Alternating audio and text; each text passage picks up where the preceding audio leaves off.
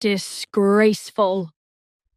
Rafael Rivera's voice boomed through the living room as he flipped the coffee table in a fit of anger. Amelia and Charles had just returned from the hospital and sat rattled on the couch before the raging gorilla of a man. How could you two be so negligent with your futures and reputation of your families? Charles, you animal, you dared to... Raphael reached for Charles's collar, and Amelia jumped to his defense. Dad, it wasn't Charles. He's not the father. Raphael's voice growled. What do you mean he's not the father? If the child does not belong to him, then who the hell is responsible for this? Amelia's eyes shook with tears. I know that this sounds bad, but I don't know.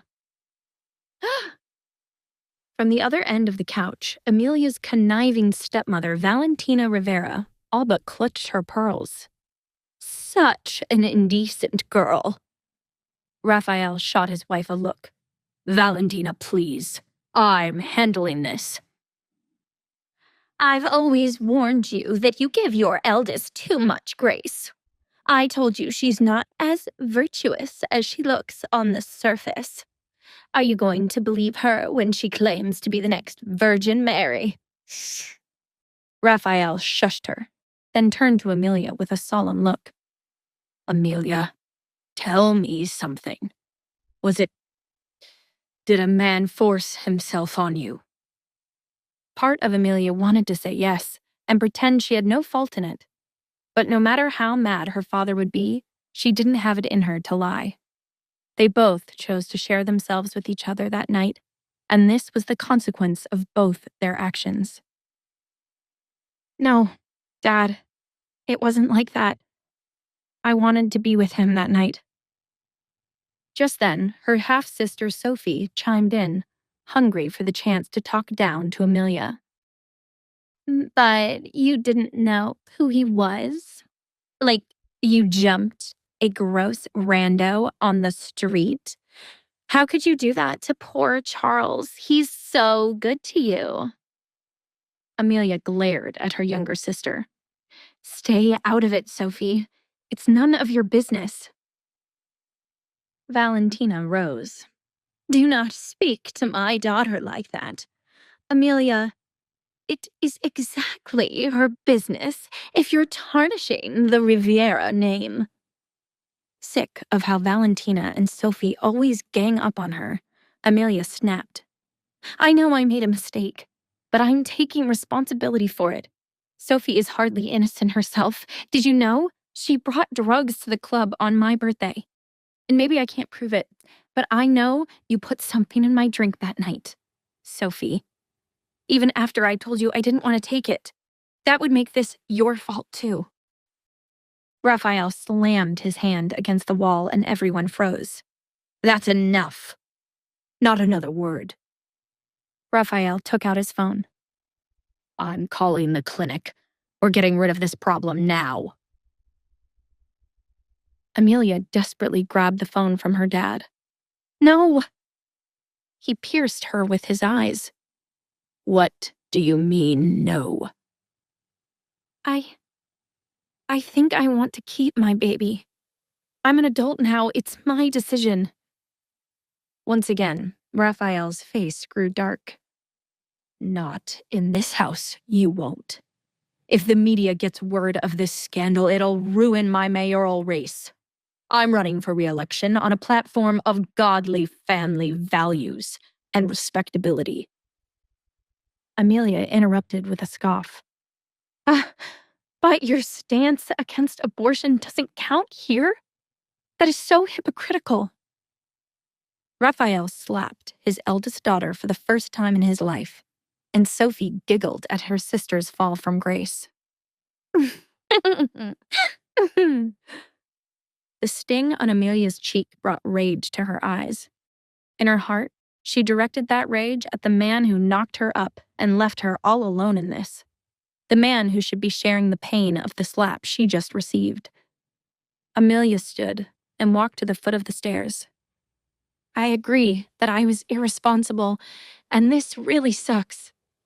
But we're not in ancient times anymore. I can be an unwed mom and not get stoned. Raphael walked to the front door and opened it. Not in this house. If you keep that child and ruin your future, you will do it on your own, and without the support of my bank account.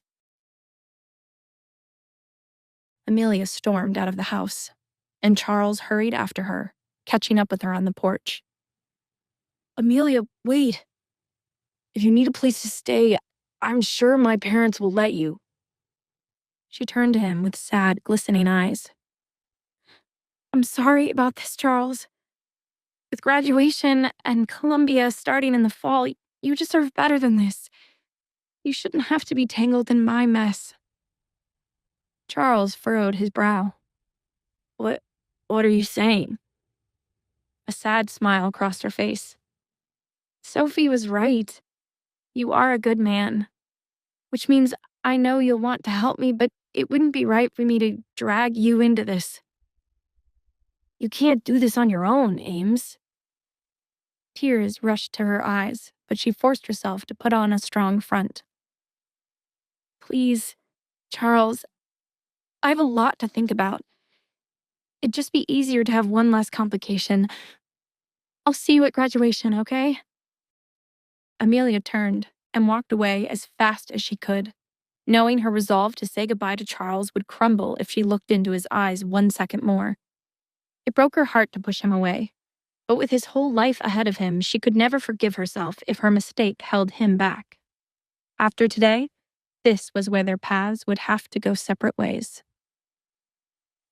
Though Amelia knew nothing about the identity of her child's father, there was one lead she did have: Mr. Cortez.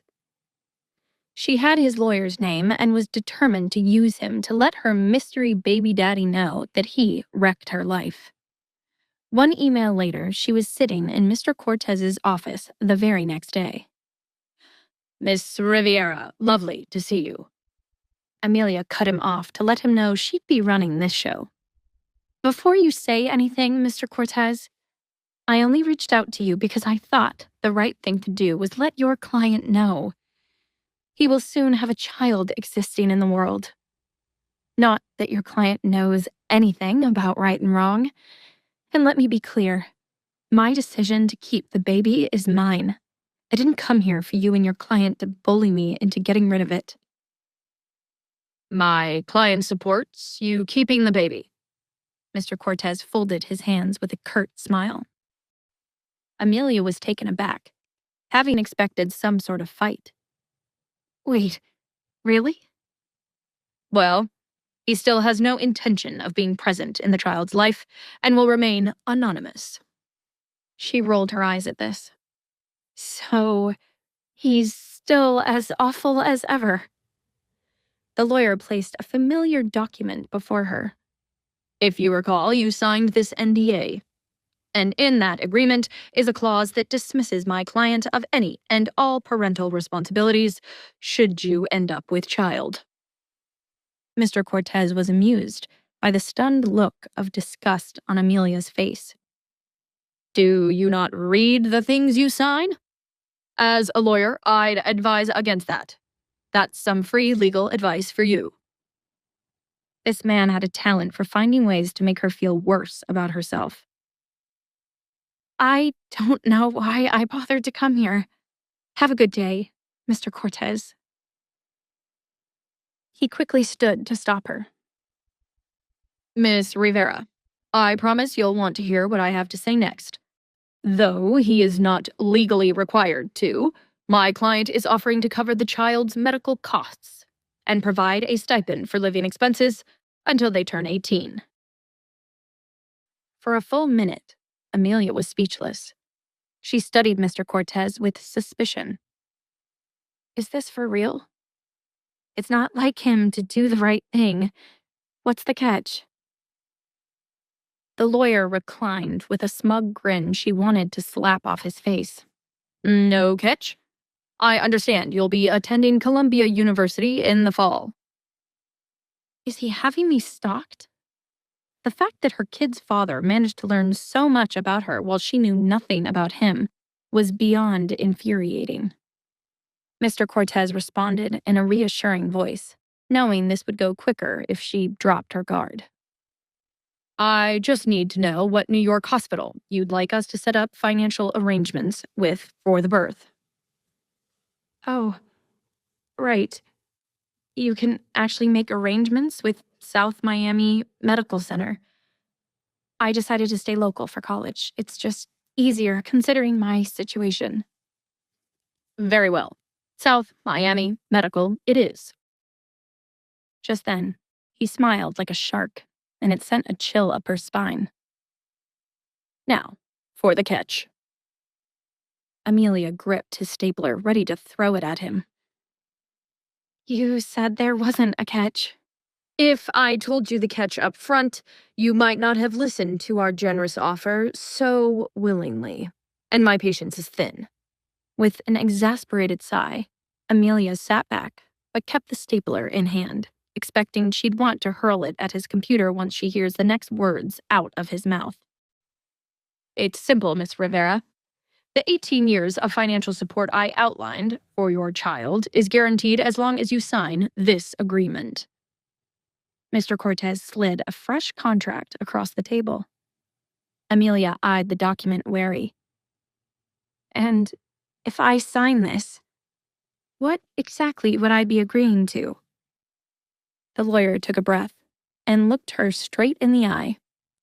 If at any point in the next 18 years, my client decides he wants to be present in the child's life, you agree to grant him immediate shared custody, and you, along with the child, must reside in my client's home.